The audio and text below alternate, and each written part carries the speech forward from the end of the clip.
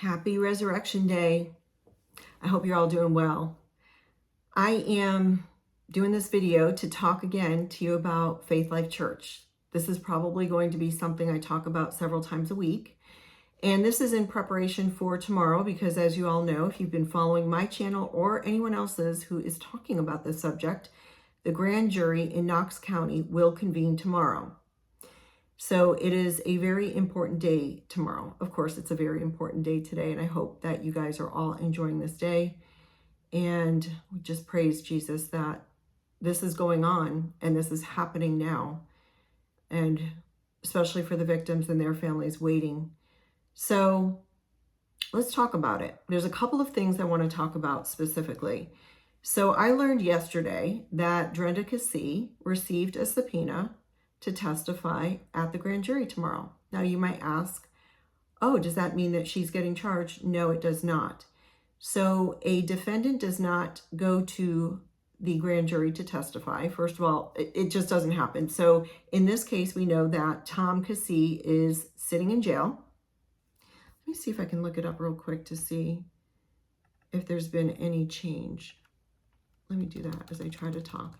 So he is sitting in jail, Licking County Jail, inmate list. Anybody can look this up. Sorry, got to put on my glasses because I can't see. All right, so, and then you just put in, when you get on there, if you want to look, just put in the start date as April 18th, 2025. I know I said 2024 in another video, just disregard.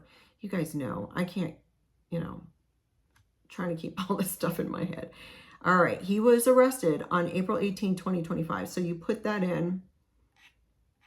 He is down at the bottom now. So still the same information as it was yesterday. He's in bed number 4. His release date is TBD, which means to be determined. And the charges are RAPE. And if you're asking me why I'm saying that, it's because of YouTube. Victim less than 13, non-forcible. I've seen some people get on videos and they're saying it's forcible. That is not what he is being charged with because of the age. All right, so we're just going to, I'm going to correct that if I see it because that is incorrect. Could there be force in some of these? Yes, but that is not what he is being charged with. So they have an all-inclusive heading of RAPE for their statute in Ohio. It could be under duress. It could be force. It could be, they drugged somebody. And it could also be under the age of 13, which makes this a first-degree felony punishable by life without the possibility of parole. That's a potential sentence. Here, it's non-forcible because they're going under the category or the designation of under the age of 13. That makes it statutory. That means that it doesn't have to be force, doesn't have to be duress, and there is no consent as a defense, okay? So as you guys know, if you're new to my channel, I'm an attorney. I used to be a prosecuting attorney in Detroit. I specialized in sex crimes against children. So, and I specialized them under the age of 13. So there's never force as an element. As we go along, I know I'm jumping around, but as we go along with this, I will bring in the jury instruction to show it to you because this is not a forcible offense. They're going under the under age of 13. So, all right. So going back to this, it's still the same. He's still there. Housing unit is Mod LD4, bed number 4.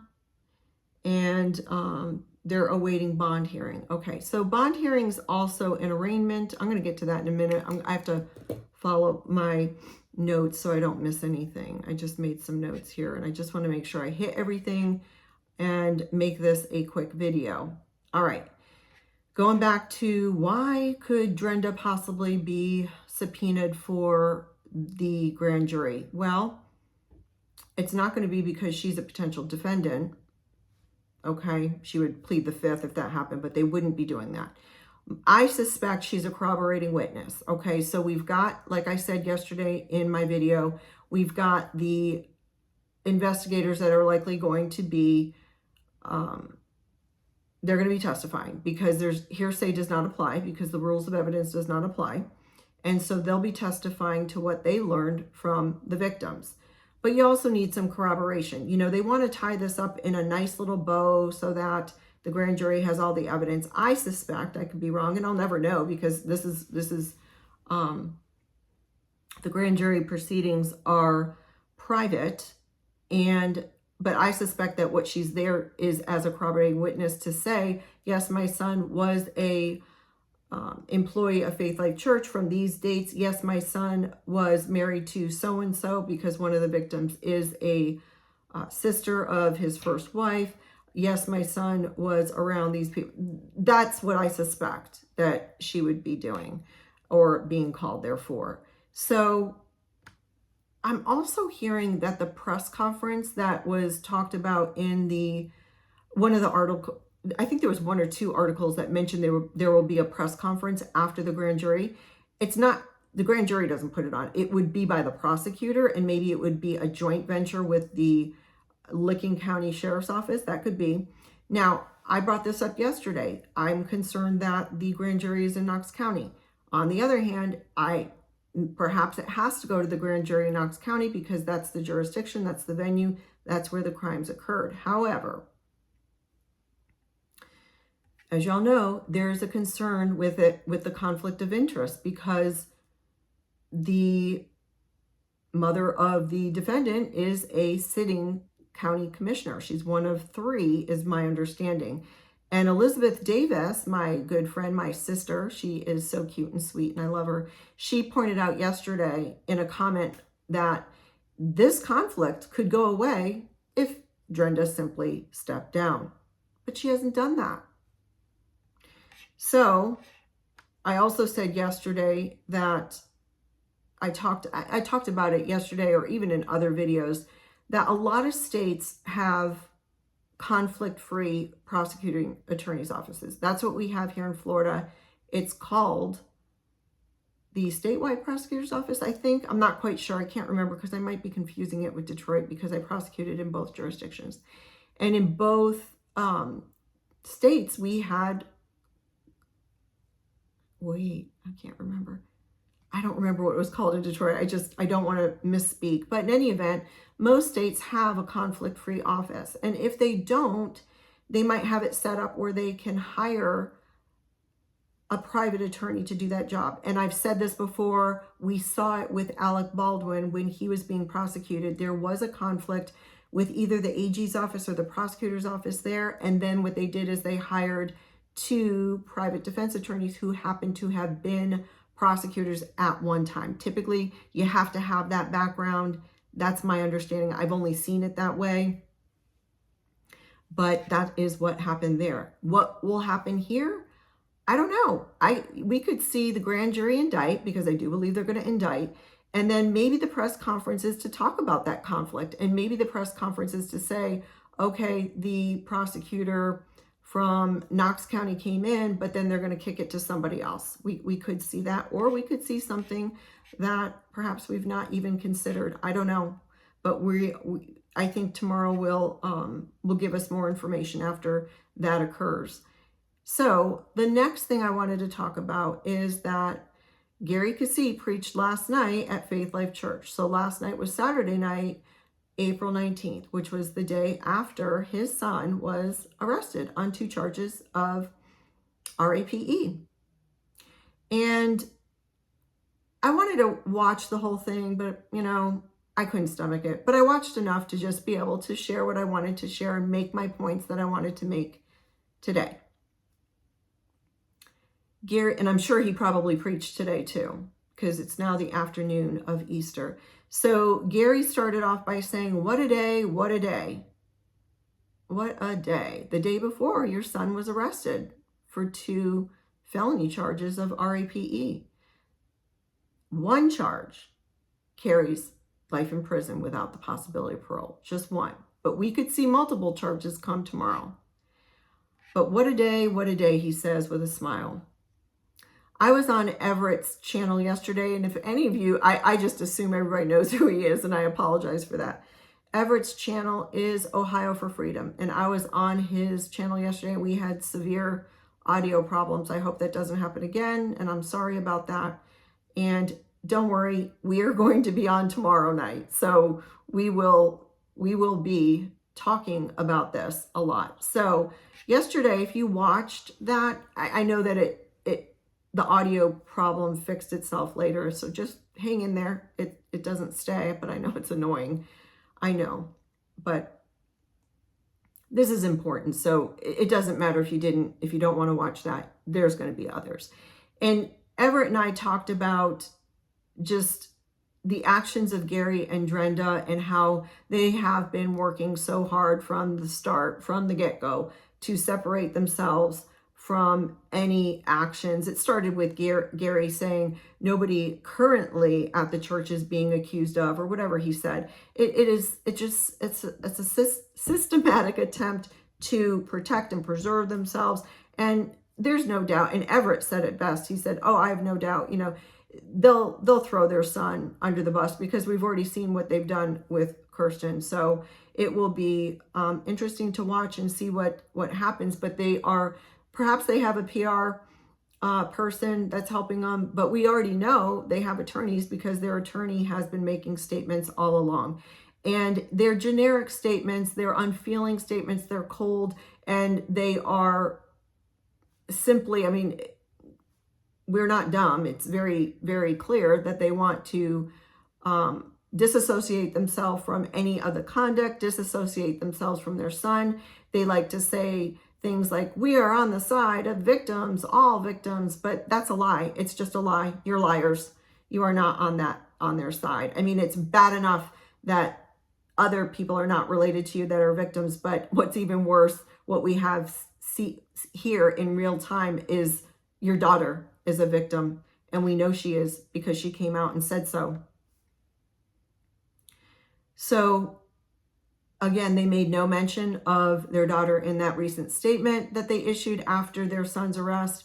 And then Gary made no statement about his daughter and what she must be going through in this time in his service last night. And I'm not going to watch anything today. I don't really care. So they do not stand with victims. They have not stood with their daughter. If you have evidence of them standing, please send it my way. Yeah, it'll be crickets. So their service was business as usual. Nothing to see here, folks. Business as usual. We're going to continue to preach. And perhaps their attorneys, their PR, they're telling them to do that. It just doesn't have a good look. It's very cold-hearted.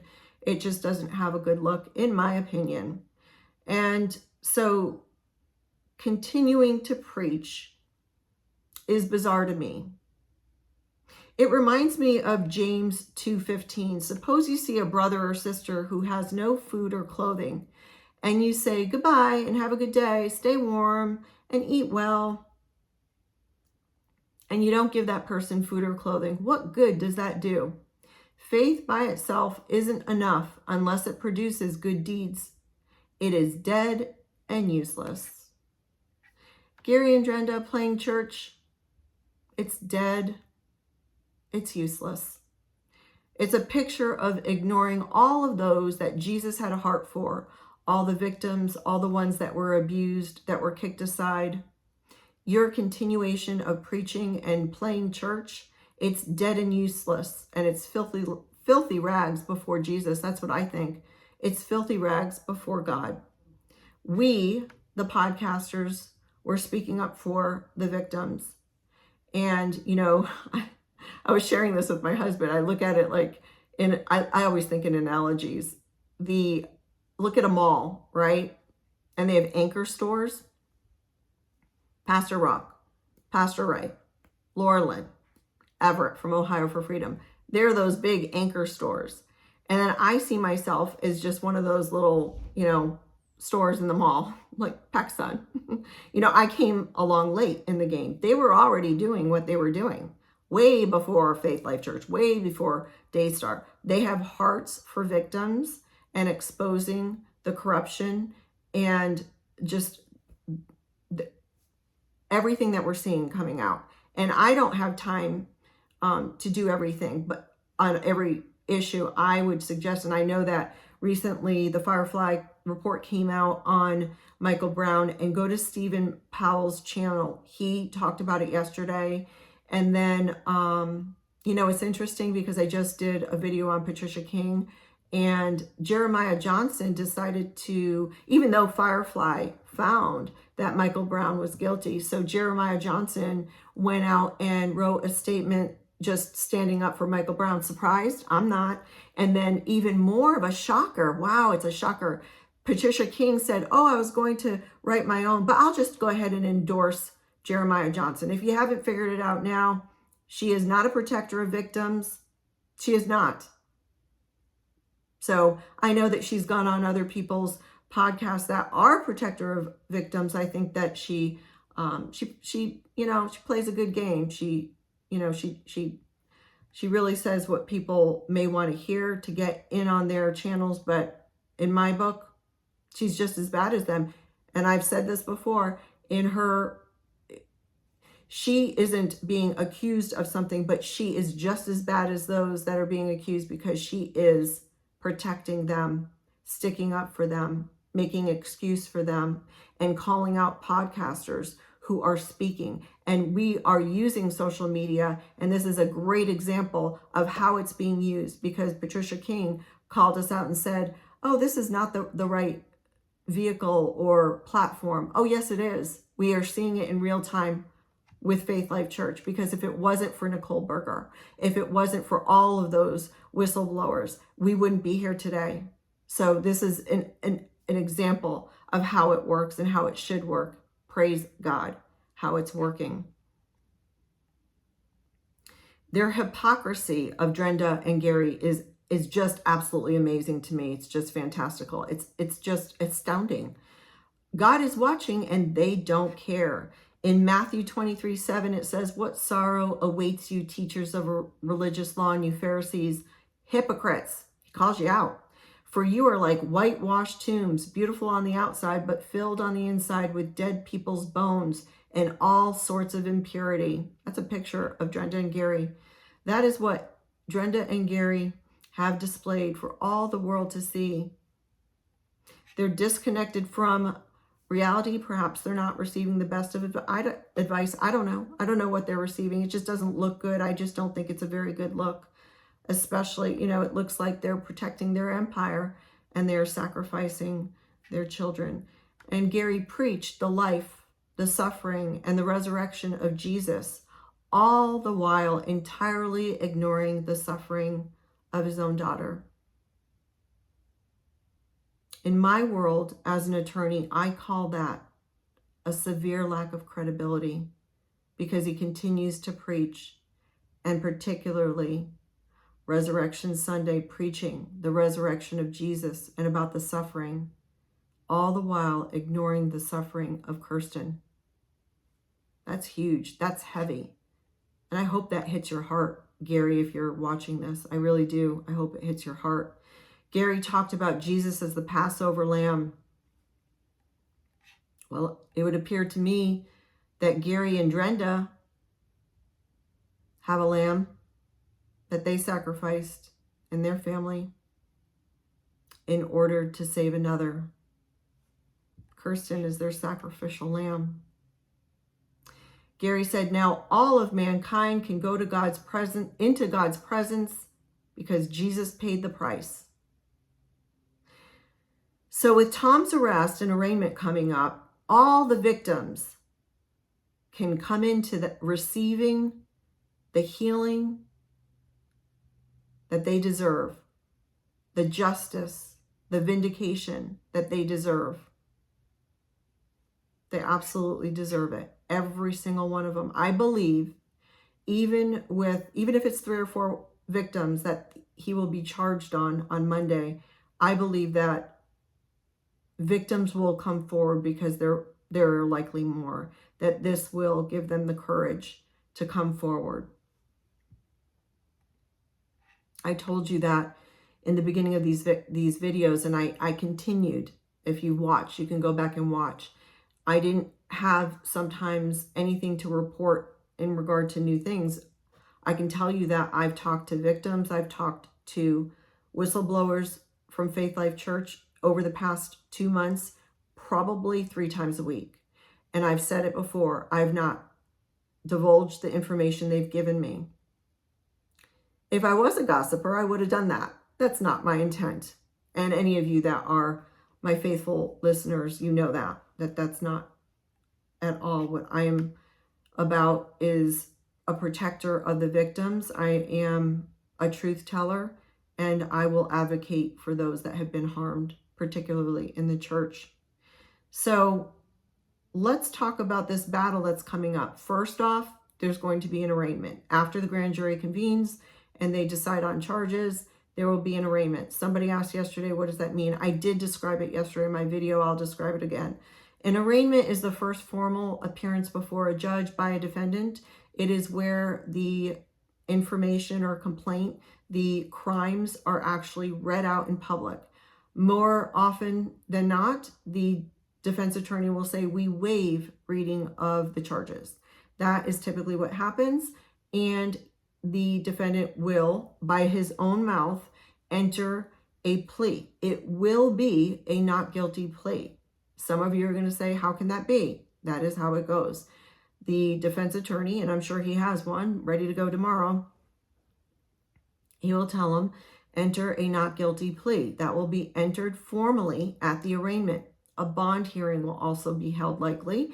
A bond will be set. The prosecutor can ask for a certain amount in certain conditions. I've talked about that. That's all what the arraignment is. After that, then it'll be calendared. There'll be a next appearance that will likely, the judge will say, all right, counsel, what date looks good for you? What date looks good for you for the next appearance? Because they're going to have to talk about any motion hearings and getting the trial scheduled. Okay, and I talked about this yesterday. He can invoke speedy trial. If he invokes speedy trial, we will likely see the trial at the end of this year or beginning of next year. There is a case, if any of you are watching, it is a big deal here in Florida. It's the Stephen Stearns trial. The victim is Maddie Soto, and she was 13 years old, and she was killed, and he has been charged with her red rum, and he has also been charged with other things, pictures and videos that were found on his phone, and that trial is going to be next month. I would like to attend. I'm not sure if I'm going to be, because it is coming up so quickly and I'm so busy, but I would like to, because it's in my neighboring, it's very close. It's maybe an hour away. So I would like to go, but that one, he did invoke speedy. I believe he did. Maybe he didn't, because it's a year later. Or is it 2? I don't remember. It just came across so quickly. But who I do believe invoked speedy is Sean Combs. Sean Combs' trial is coming up next month. He was charged in federal court, and he is being housed in New York. And so, as you all know, he's been charged with sex trafficking, racketeering, a couple of things, and that is scheduled for trial next month. Federal court does not allow cameras. State court does. But he's federal court, so you're not going to see it, but there are going to be people that will be going and will be reporting on it. So back to what I'm talking about here. The last thing I wanted to discuss is how things are going to go on this channel. I am a proponent of hearing both sides. Okay, that's a given.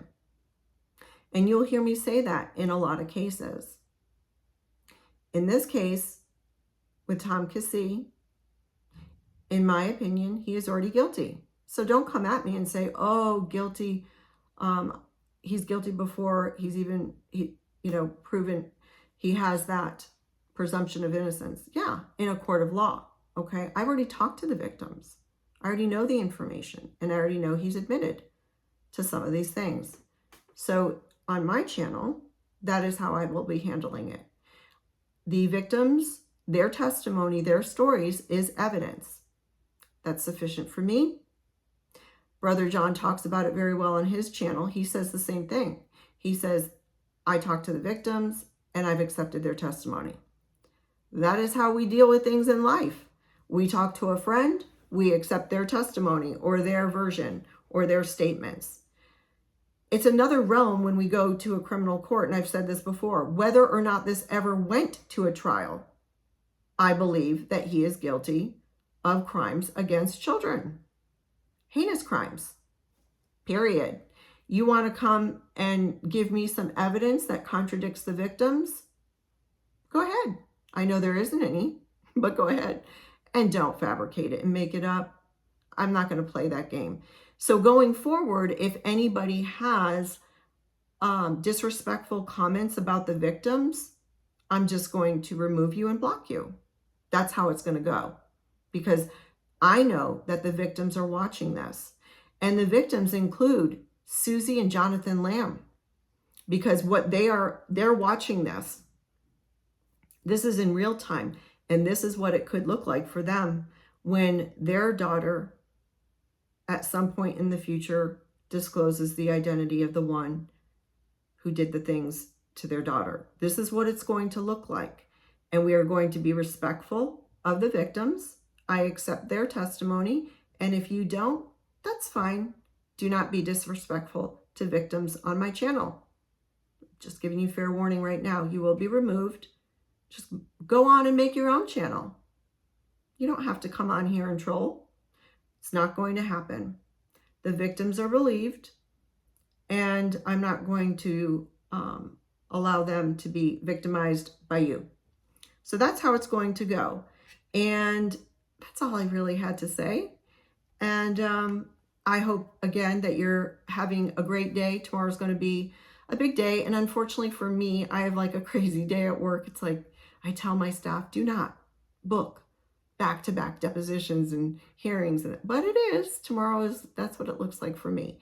But I will be getting together with Everett tomorrow night. And we do have 2 people that will be joining us who used to be Faith Life Church members.